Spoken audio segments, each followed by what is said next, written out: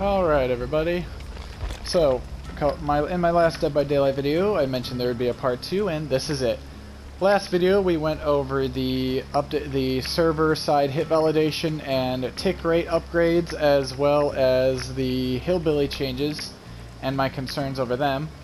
But as I mentioned, there was a lot going on in Dead by Daylight right now, and here's the other half of that. Excuse me. Today we will be going over the skill-based matchmaking system that is set to come into the game within the next couple of weeks, assuming all goes well in their final round of testing on Xbox. And also, there was one other thing. Oh yes, the boring killers, as people like to put them, air quotes. And I say that very loosely. Anyway, so we'll start with the server-side stuff. With the, with the skill-based matchmaking coming in. This is something we've been waiting for a little while, and in most games, I would absolutely despise this. I would think it's a terrible idea because it ruins all the fun. However, Dead by Daylight being the way that it is, I think this is something that the game really needs if it's going to evolve. Because right now, the devs are stuck in a very constant problem. Like, there's things like Survivor Friends, which breaks the game in half, because they balanced the game and designed the game around not having comms, which was a big mistake on their part when they first made the game. Because the fact that they didn't account for third-party software, or at the very least underestimated the impact it would have, means that they have to balance the game more around the solo style of play, because that's how the game is meant to be played. The issue with that is once you get to the higher levels of play in this game, playing killer becomes frustrating and unrewarding for many people because of this fact. Now, I think some people underestimate how bad this is, and people will say things like, "Oh, well, there's not very many. You only face these guys once in a while. It's not every game." It's like, yeah, but at the same time, I think it's more common than people think. I think the main issue is just because of how matchmaking works, because as everybody knows, the matchmaking is absolute crap, and that's why this whole system exists, because ranks have meant nothing but playtime for a long while. Now, it's had a rough rudimentary success in keeping higher players against higher players, not nearly effective enough, and not to mention on the Survivor end, it's so easy to level up as Survivor if you have decent teammates and if the killer is half decent, because sometimes if you beat the killer too hard, you'll D-rank. I've had that happen. But the thing is it hasn't been a true measure of skill, because red ranks became a mixed bag, and so you look at red ranks and you're like, oh, this game can't be that imbalanced. Look at this, these red rank survivors are still losing. But the thing is, they're not all the high-level players. I've seen red rank players that I looked at the in-game screen and saw what rank they're and be like, there's no fucking way these are red ranks. These guys don't belong here. But the thing is, Survivor Friends and stuff can carry people who aren't very good, and especially with the matchmaking being broken and they're facing weaker killers than they should be facing, is making even more people climb up to the red ranks that don't belong there.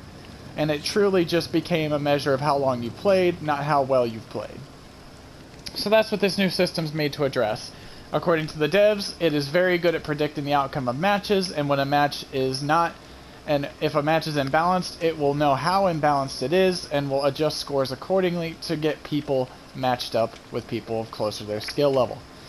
Now, this ties in with the problems for multiple things, because one, once you queue up as killer, you're locked into that killer. You cannot swap killers or anything like that. This is because the new matchmaking system now has individual killer rankings. This was implemented so that when a new killer comes out, or if you decide to buy a new killer, you can play this new killer at lower ranks so you get used to them before you get to the higher ranks, and it gives you a chance to build up getting perks and add-ons and all the important stuff you need to make it in the higher ranks of Dead by Daylight as a killer. Thing is, this has the downside of being abusable by people who want to smurf by playing killers they don't play very much. So in order to avoid the sweaty lobbies, they'll play a different character, and they'll go and stomp a bunch of noobs and make the bottom tier experience of Dead by Daylight worse. on the flip side of that coin, it'll also make the top end worse, especially for sort of for both sides, because the killer variety at the top of Dead by Daylight is not very high. There's only a few killers which are considered viable by the community, and you will only see those killers at the top of the rankings because obviously it doesn't feel good to lose. I don't like to lose. I don't know anyone who likes to lose. And so that's where and you know, now I think that this, while it will suck for a little while, isn't the worst thing ever, because it will also encourage the devs to buff up the lower end killers, I believe, to make them more viable. After all, it might be a ghost face. We'll have to wait and see. Oh no, it's a piggy. Never mind. I guess I got out of there just in time. Seems like she might have discordance. Anyway. So, I feel like that it'll end up sucking at first, but at the end of the day, it'll bring more good than harm to the game, and that it will help the game reach the next step in reaching full potential. And some people are afraid of that because they don't want to face nothing but the top two killers. But the thing is, if they want the game to change for the better, they need to realize it's going to come with some rough patches, because this game has basically been been fighting an uphill battle to become better since its inception. Oh, is this guy going to kill himself on hook? I think he is. Please don't. Please don't. Yeah, there it is. Alright. Fair enough.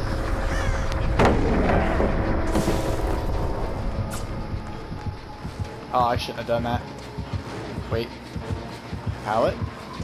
No, no pallet here.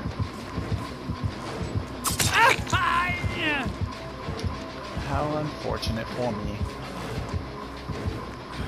So I feel like that people should be embracing this, despite the fact that it's going to be hard. As a guy who likes Killer more than Survivor, I can vouch firsthand that this is going to not be easy. But honestly, I don't really see much of an alternative if we want this game to become better.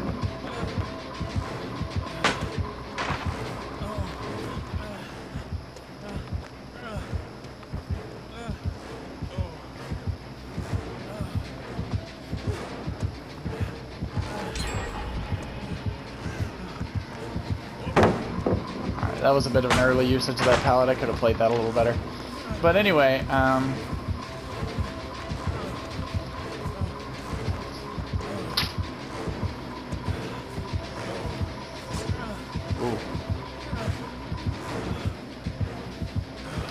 Ah, she got me.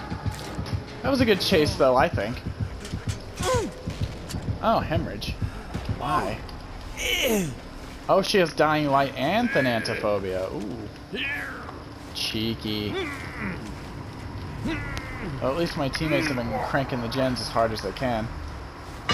Good chase, good chase. That worked out very well, I think. Anyway, so this brings me... I think that we should just give this time, and if it does end up with only a few killers at the top rankings for a while, I mean, that's just a sacrifice we're going to have to make for a little while. I really don't see any alternative options. How did you let her hit you? You had my... You had, Kindred. Oh, well. Maybe it would have latency hit. Fuck, I don't know. Anyway, there's that. And honestly, and this segues into the quote-unquote boring killers. According to some people in the community, some of the latest killers like Deathslinger, Pyramid Head, and Spirit, I mean, she's been around for a while, but you get the point in this. They have labeled these killers as quote-unquote boring. Basically, they say that there's no sufficient counterplay to these killers because they're so strong in chase, and as a result, they're not fun to play against. Yeah, it's a little laggy, I can feel it. Oh. Well, good job. So that's game over. Gotta love it when you get those suicide hook teammates, especially when it's only their first hook. It's fantastic, isn't it? Oh well. I tried. I didn't play that last thing very well. I should have looked behind me and saw where she was going, and I could have gone the other way. That was completely my fault. Well, I gotta get better at talking while playing. Anyway. Oh shit. Deliverance. The clutch deliverance, bro. Nice. That was really good. Perks like deliverance are insane. So anyway, so they say stuff like, oh, with Pyramid Head, if he puts his sword in the ground when he's at a tile, there's no counterplay, because if you throw the pallet, you die, and if you don't throw the pallet, he just lets go of the sword, has almost no recovery, and then he hits you. Now, I find that in experience playing Pyramid Head, that's not the truth against good survivors, because the fact of the matter is, if you try, all you have to do really is call out his bluff. And then there's Deathslinger. He can basically just zone you forever because he doesn't get slowed down hardly at all for aiming his gun and lowering it. And his shot is the same speed as a Huntress Hatchet fully charged. An unbreakable, wow. A valiant effort, teammates. A valiant effort indeed.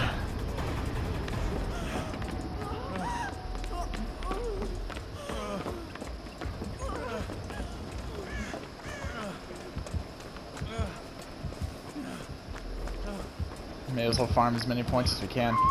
And then, of course, there's Spirit, you know, probably the most complained about killer by survivor mains.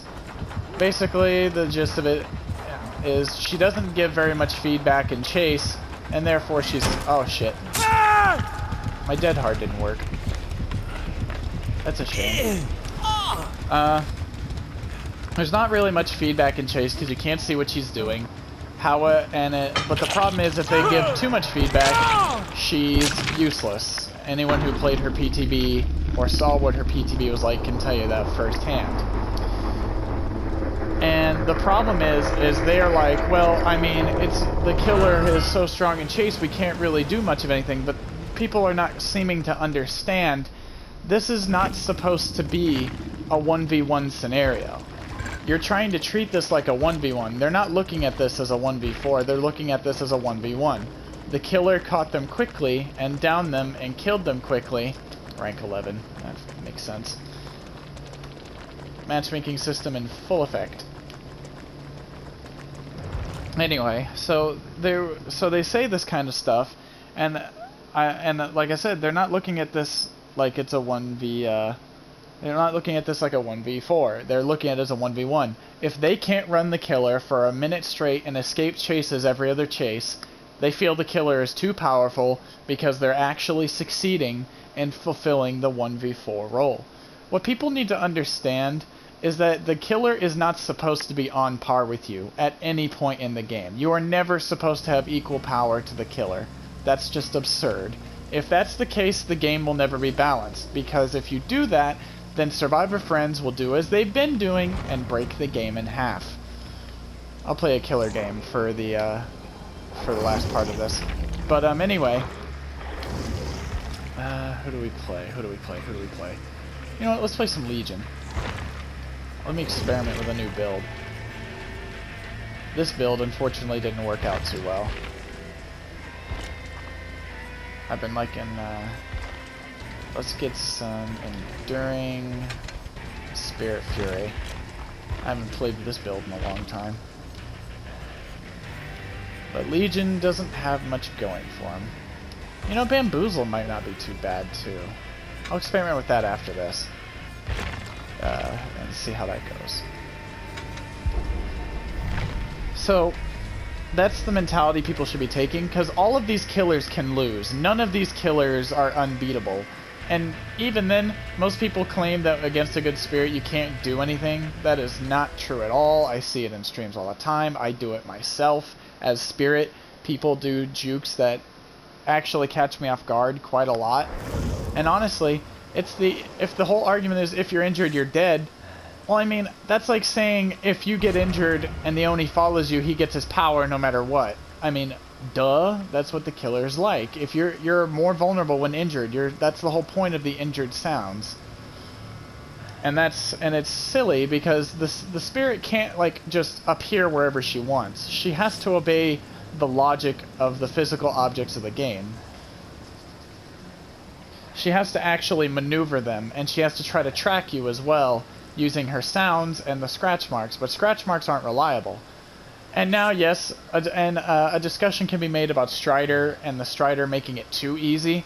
I can say that I feel like Strider is a bit too much and should possibly be reworked because it's only good on her, and on her it's just oppressive at times.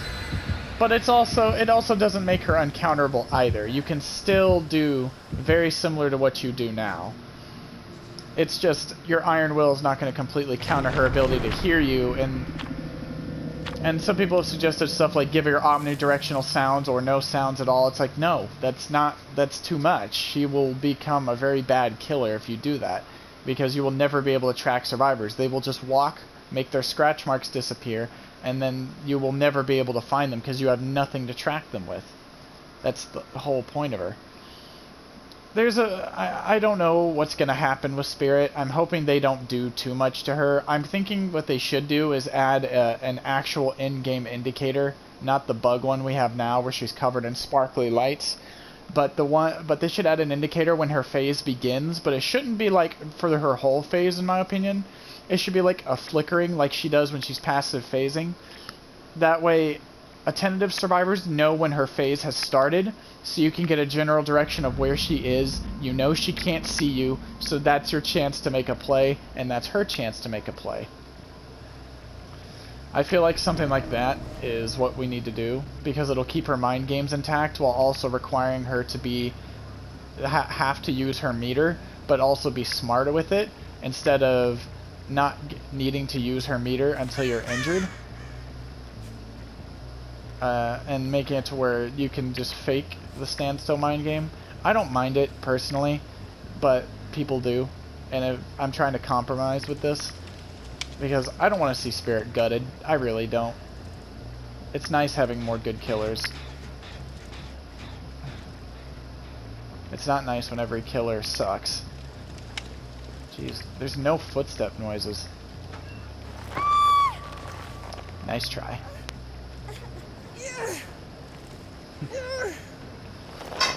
So, people use the label boring to describe a killer they don't like. Not because the killer is legitimately unenjoyable for everyone, which is not the case. There are people like myself who actually enjoy going up against the good killers. In fact, the strong killers are the only killers I like to face. Because they actually give me a challenge. They actually make me think a little bit.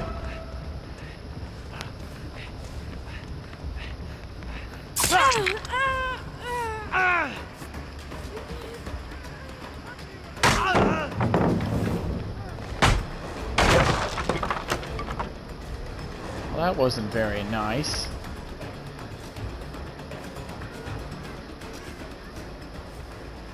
I heard a whimper. She got some distance. Alright, the other guy, it took him a while to save him, but they got him. Alright, I gotta burn this loot. There's nothing I can do with it. Never mind. Got her. And so, I feel like the people are just misinterpreting all this, and I feel like that maybe this MMR system will give people a more stark reminder of just how much these killers are needed to keep the game afloat. Because you can't just have Nurse, because Nurse, she's not very friendly. Her learning curve is not friendly at all. Oh, thank you. I burned my power, but thanks to enduring, it wasn't that punishing.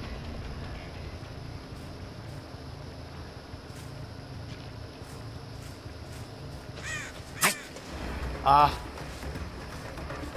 I knew I would have, if she had sprint burst, I would have fallen right for it right there. Alright, Thanatophobia is doing its work. I can probably Spirit Fury this pallet here if she doesn't throw it early. Yep, there we go.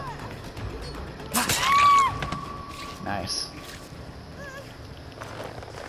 Got a pallet for free. A good pallet at that. There's some good pallets on this side that have been burned out. Alright, this guy's just hiding behind the cop car. We're gonna pretend we don't see him. And then we go for him.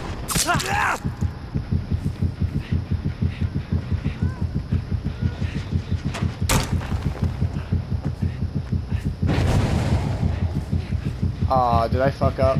I did. Alright.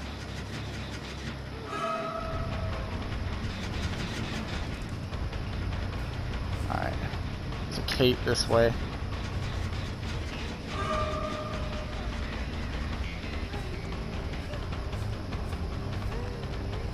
Can I burn a pallet here?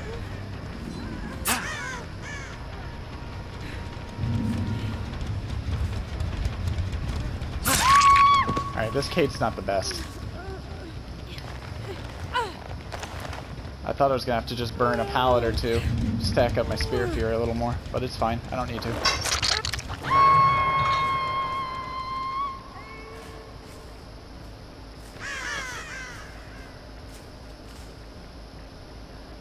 But yeah, I feel like that this new matchmaking system is going to show why these killers are important, because Nurse is not very accessible to newer players, because she's got a very high skill ceiling, and her mechanics are kind of clunky nowadays.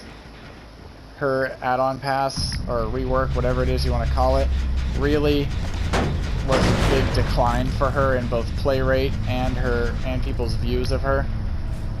Some people still parrot she's still the best killer in the game, blah blah blah blah blah. I'm personally not thinking that, despite being a Nurse main myself.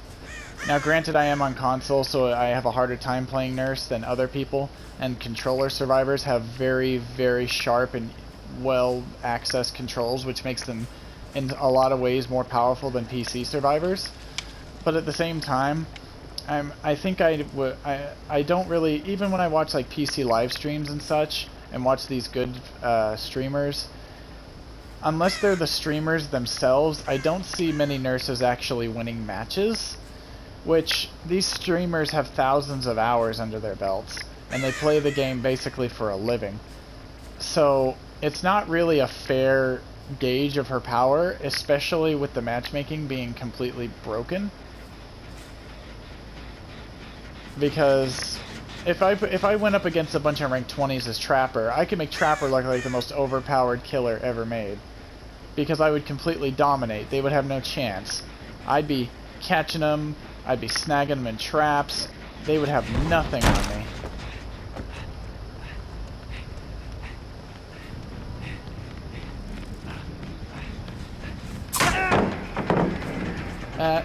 Should have hit, but whatever.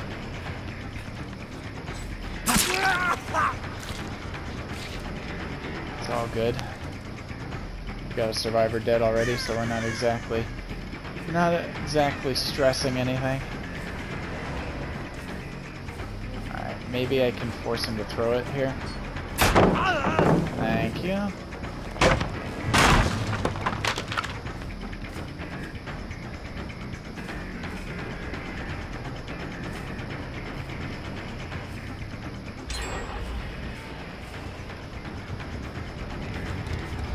Jeez, how many pallets do they have around here? Oh, he has Lithe, I think.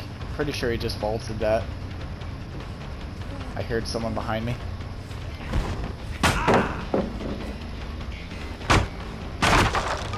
That's fine. I got my Spear Fury up.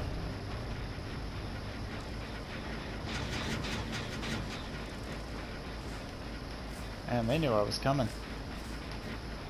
Oh, come on. Wait.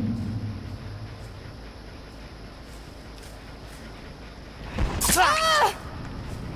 I found you. Ah!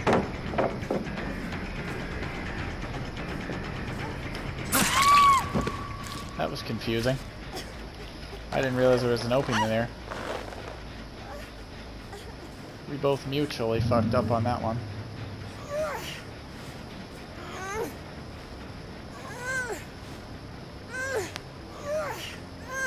Alright, so on the next hit...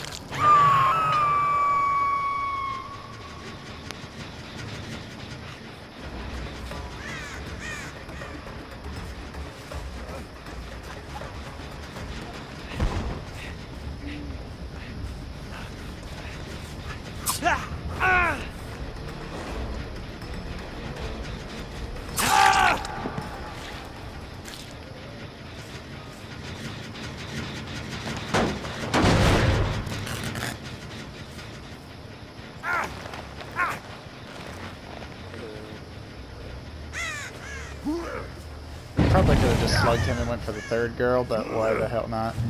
May as well extend this just a little longer. So yeah, that's kind of why I feel the way I do. When it comes about these killers, I feel like people are really over-exaggerating them, and I think their main struggles are just coming from bad teammates. Because that's just like, any killer is going to feel more oppressive when it's a 1v1 scenario, because the game's not a 1v1, nor should it ever be.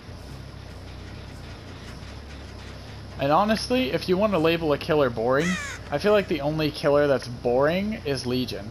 Because I've come to the realization that when it comes to Legion, Legion is literally just the new old Freddy. How does Legion win their games? War of attrition. They just constantly force people to keep healing, and they stack anti-heal and anti-gen perks and everything else. That's basically all every Legion does. So yeah, they just slow down the game to a crawl, burn as many pallets as possible, kind of like what I've been doing, and that's how Legion wins. If you don't do that, Legion doesn't really win anything.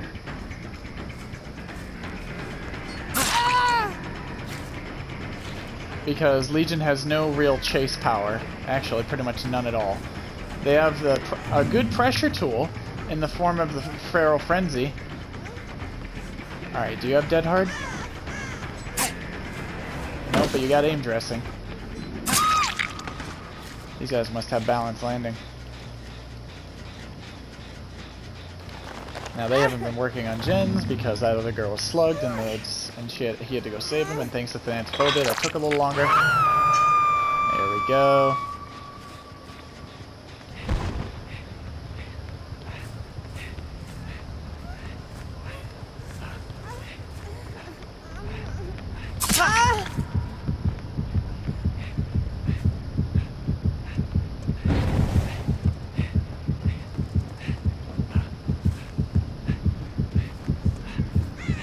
I'm not going to reach him in time. I don't know if he knows I have Spear Fury Enduring, but it doesn't matter if he knows.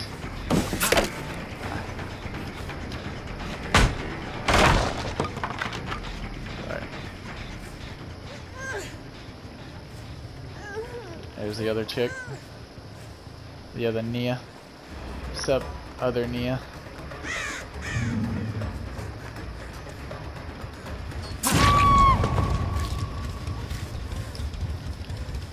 But yeah, this isn't very fun for them, because I'm winning because I'm stacking anti-gen perks and I'm just pressuring them, and once they've ran out of pallets, like they're starting to, there's not much for them to use, and so I just catch them, because I don't need a power to catch them when there's nothing for them to use.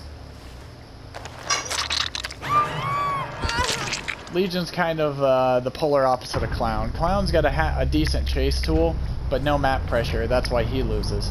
Legion loses because war of attrition. Good organized survivors can handle it. Solos, it's a bit harder. Especially if you have people who aren't very good in the chase and are actually getting caught by the Legion, it's just compounding things and making it worse. So I'm hoping Legion gets a rework eventually. In my opinion, people are just using boring as a buzzword in order to make a claim that a killer is not good for the game or something, just because they personally don't like them. Which, I mean, that's not really a fair assessment, considering there's always killers that are not going to be liked by the survivors. I've noticed that a lot of the boring killers are the killers that actually are proving to be strong. So, I mean, why do I keep forgetting he has that? Oh, you know what? I can just...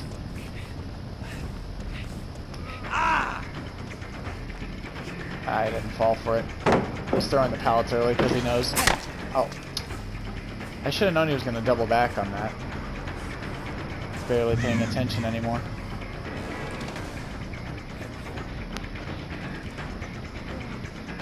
You're not making that. Kick this.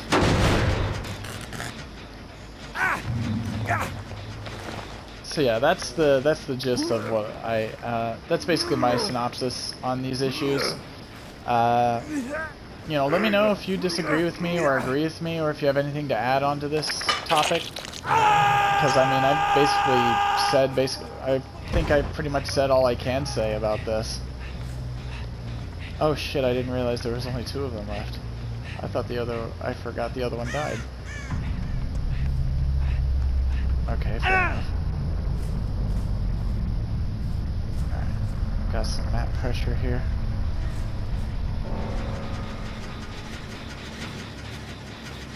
So they were here recently. Did she go back here? No.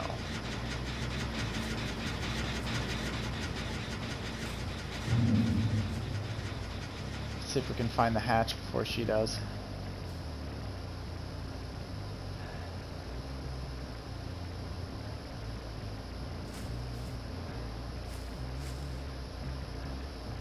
Nope, not in here.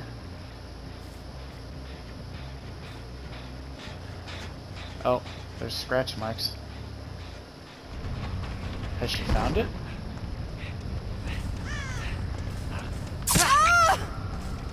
Now I use my frenzy to catch up with her.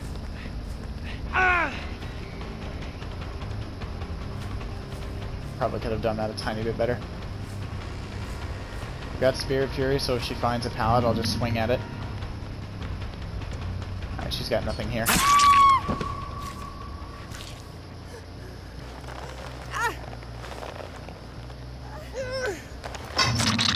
So,